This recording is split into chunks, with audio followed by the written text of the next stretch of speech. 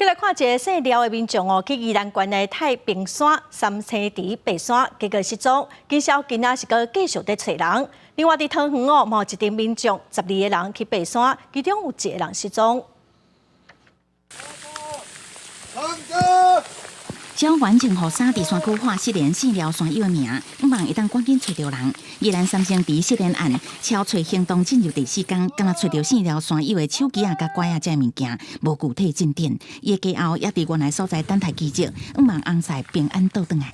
我们先走一段。消防员请10个人伫山区寮溪行1站啊。桃园东水山26发生失联案，12个人透过网络揪团去东水山爬山，不过一个姓赖的10个人甲姓周的10个人体力无够，请求消防局协助。消防人员刚刚接到姓赖、姓周的10个人失去联络，持续伫敲找。于登山口附近发现一名迷途者赖先生，并将其安全带回。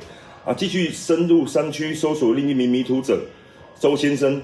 台风期间我们有这个安全我们今天休园。看宜兰东湾前园区，工作人员无用口孔拍算入园的民众离开，因为宜兰县政府宣布日期休园1天，不过宜兰县也是正常上班上课，县政府停班停课的标准，予外界质疑。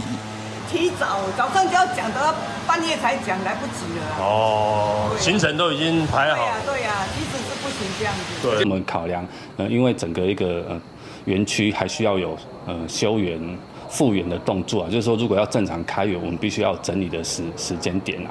县政府表示，宜兰虽然无达到停班停课的标准，不过也是有风雨，而且根据预报，愈暗风雨会愈大。当晚节考虑游客安全，也甲园区的场地以及游乐设施需要时间整理，才决定休园1天。记者综合报道。